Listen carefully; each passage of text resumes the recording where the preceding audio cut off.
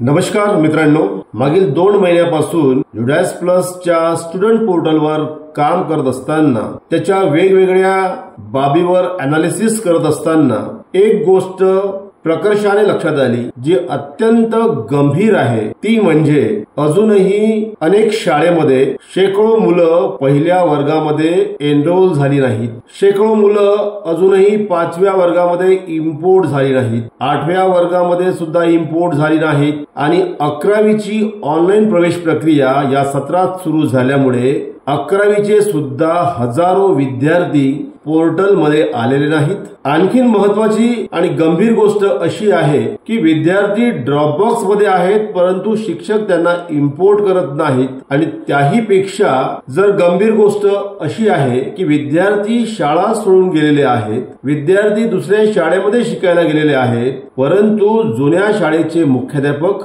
त्या विद्यार्थ्यांना शाळेच्या बाहेर काढण्यासाठी किंवा त्यांना ड्रॉपबॉक्स मध्ये टाकण्यासाठी तयार नाहीत. त्याही पेक्षा आणखीन गंभीर बाब अशी आहे आणि ती म्हणजे अनेक शिक्षक मुख्याध्यापक यांना युडॅस प्लसच्या विद्यार्थ्यांचं अपडेशन करायचं आहे हे माहित नाही आणि त्यासाठी सातत्याने प्रयत्न करावा लागतो आहे आणि पर्यवेक्षीय यंत्रणेला सुद्धा या कामामध्ये अडचण निर्माण होत आहे आणि पर्यवेक्षीय यंत्रणेला सुद्धा या कामासाठी फार मोठे प्रयत्न करण्याची गरज आहे आणि त्यासाठी गट शिक्षणाधिकारी, केंद्र प्रमुख आणि त्याचबरोबर त्यांचा गट साधन केंद्रामधला स्टाफ या सर्वांनी मिळून एक प्रॉपर नियोजन करणे आवश्यक आहे आणि ते केलं नाही तर हजारो विद्यार्थी युडॅस प्लस पासून वंचित राहतील. आणखी महत्वाची गोष्ट अशी आहे की मागील सत्रामध्ये म्हणजे 24-25 मध्ये जवळपास वर्षभर नवीन एंट्री करण्याची सूचना होती. असं असताना सुद्धा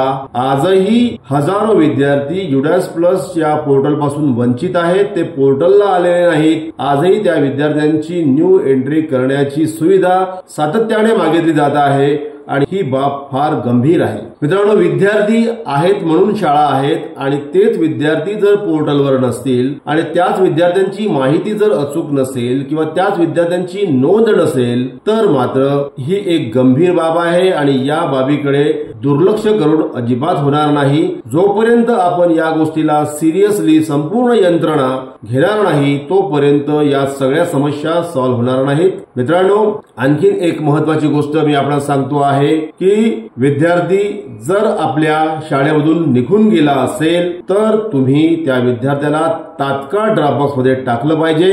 ज्या शाळेमध्ये तो विद्यार्थी शिकायला गेलेला आहे त्या शाळेने त्याला इम्पोर्ट केलं पाहिजे. मित्रांनो, अपडेशनच्या बाबत आणखीन एक गंभीर बाब माझ्या लक्षात आलेली आहे आणि ती बाब मी यापूर्वीच्याही व्हिडिओमध्ये शेअर केलेली होती, परंतु पुन्हा एकदा मला ती सांगावीशी वाटते आहे. ती म्हणजे विद्यार्थ्यांचं ब्लड ग्रुप. अनेक शाळांनी विद्यार्थ्यांचं blood group A-, B-, AB-, O- अशा पद्धतीने टाकलेलं आहे, जे चुकीचं आहे. आणि या विद्यार्थ्यांचं ब्लड ग्रुप जर मुख्याध्यापक यांना माहित नसेल तर तिथे अंडर ऑब्झर्वेशन किंवा अंडर इन्व्हेस्टिगेशन हे ऑप्शन आहे, ते ऑप्शन त्यांनी टाकलं पाहिजे. पण आजही लाखो विद्यार्थी, कदाचित ते करोडोमध्ये पण असू शकतात, त्या विद्यार्थ्यांचं ब्लड ग्रुप चुकीचं आहे आणि ते ब्लड ग्रुप अपडेट करणे आवश्यक आहे. आणि जर हे अपडेट होत नसेल तर या फील्ड मधून भारत सरकारला आणि राज्य शासनाला जो डेटा मिळणार आहे तो डेटा काहीही उपयोगाचा नसणार आहे आणि त्यामुळे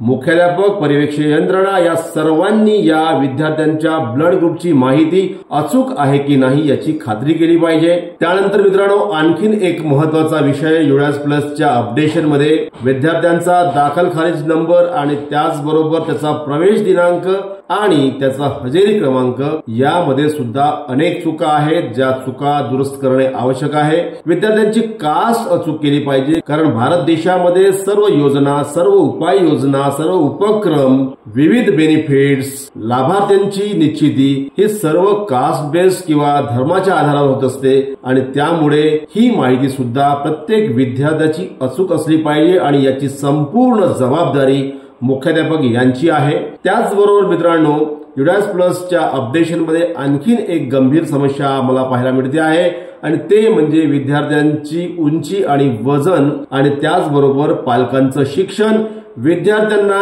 आपण वेगवेगळ्या योजनांच्या माध्यमातून पोषण आहार देत आहोत किंवा पोषण देत आहोत, मग मिड डे मील असू द्या किंवा आश्रमशाळांच्या मध्ये असलेल्या निवासी सुविधा असू द्या, यांच्या माध्यमातून आपण विद्यार्थ्यांना पोषण आहार देत आहोत आणि त्यामुळे त्या पोषण आहाराचा विद्यार्थ्यांना लाभ होतो की नाही ते तपासण्याचं हे फार चांगलं माध्यम आहे, फार चांगली अशी फील्ड आहे आणि त्यामुळे प्रत्येक विद्यार्थ्यांची उंची आणि त्यांचं वजन हे अचूक असलं पाहिजे। वयानुरूप मुलांचं वय वाढलं की त्यांची उंची आणि वजन सुद्धा वाढायलाच पाहिजे आणि याकडे सुद्धा दुर्लक्ष होत आहे किंवा दुर्लक्ष होत असेल तर त्याकडे लक्ष देण्याची आवश्यकता आहे। आणि त्याचबरोबर मित्रांनो, युडॅस प्लस मध्ये आणखीन 2 महत्वाचे पॅरामीटर्स आहेत, ते म्हणजे विद्यार्थ्यांचं शाळेपासून तर घरापर्यंतचं अंतर किती आहे हे सुद्धा आपण फाइंड आउट करत आहोत, जे समग्र शिक्षणासाठी किंवा शिक्षणाच्या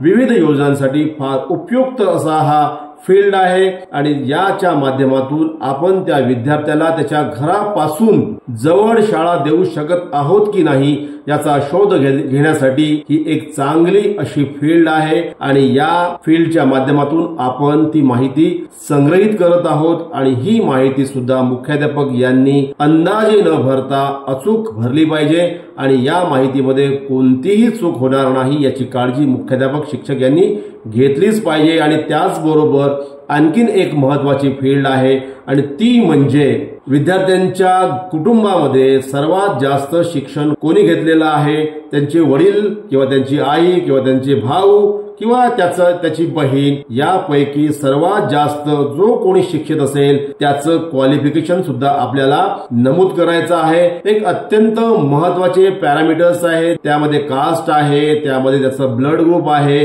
त्याच्यानंतर त्याची उंची आहे, त्याचं वजन आहे, त्याचं घरापासूनचं अंतर आहे आणि त्याचबरोबर त्याच्या कुटुंबातील कुठल्याही एका व्यक्तीचं हायर शिक्षण आहे। हे सर्व पॅरामीटर्स फार महत्वाचे आहेत आणि या पॅरामीटर्सच्या माध्यमातून आपल्याला विविध रिपोर्ट्स, अहवाल तयार करता येऊ शकतात आणि विविध योजनांसाठी आपल्याला नियोजन करता येऊ शकतं। आणि त्याचबरोबर मित्रांनो, आणखीन एक महत्वाचा पार्ट जो सगळ्यात शेवटचा पार्ट आहे, ज्याला आपण फॅसिलिटी प्रोफाईल म्हणतो, या फॅसिलिटी प्रोफाईल मध्ये पहिला जो पार्ट आहे की आपण करंट इयर मध्ये विद्यार्थ्यांना कोणकोणत्या सुविधांचा लाभ दिलेला आहे। आज रोजी म्हणजे ज्या दिवशी तुम्ही विद्यार्थी अपडेट करणार आहात त्या दिवशी आपण त्या विद्यार्थ्याला कोणकोणते लाभ दिलेले आहेत, मग ते गणवेश आहे की पाठ्यपुस्तक आहे की सायकल आहे किंवा इतरही काही असतील, जे लाभ आपण त्यांना दिलेले असतील ते लाभ सुद्धा अचूकपणे नोंदवणे फार आवश्यक आहे।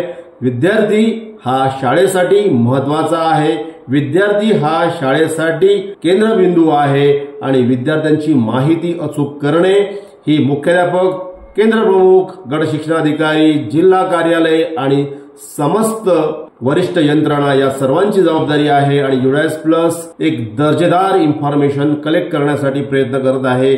तुमची मदत हवी आहे, आम्ही मदत करायला तयार आहोत। विद्यार्थ्यांची माहिती अपडेट करा, त्यांना इम्पोर्ट करा, विद्यार्थी शिकत नसतील तर त्यांना ड्रॉपबॉक्स मध्ये पाठवा आणि नियमितपणे आपण युडॅस प्लसच्या स्टुडंट पोर्टलचा जो डॅशबोर्ड आहे, ज्या डॅशबोर्ड मध्ये इयत्ता निहाय मुलं मुली आणि एकूण पटसंख्या दिलेली आहे, ती आपण आपल्या शाळेची हजेरी आणि त्या डॅशबोर्डवर असलेली संख्या अचूक आहे की नाही याची आपण खात्री करत राहावी।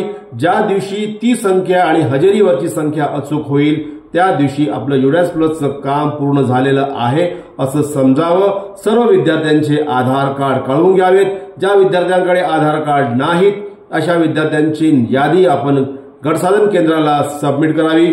ज्या विद्यार्थ्यांचे आधार सस्पेंड झालेले आहेत, कॅन्सल झालेले आहेत, त्या विद्यार्थ्यांची नावं आपण गटसाधन केंद्राला सबमिट करावी, जेणेकरून त्या विद्यार्थ्यांचे आधार कार्ड आपण नव्याने काढू शकू। एज्युकेट भारतच्या माध्यमातून पुन्हा एक चांगला प्रयत्न मी केलेला आहे। विनंती एवढीच आहे की आपण एज्युकेट भारत या चॅनलला सबस्क्राईब करावं। आपण सबस्क्राईब करत नाही, सबस्क्राईब करायला कोणताही खर्च येत नाही, आपण सबस्क्राईब करा, बेल आयकॉनला प्रेस करा, जेणेकरून माझी सर्व अपडेट्स आपल्यापर्यंत पोहोचतील। पुन्हा भेटू नवीन व्हिडिओसह, तोपर्यंत सर्वांना माझ्या शुभेच्छा। Thank you so much.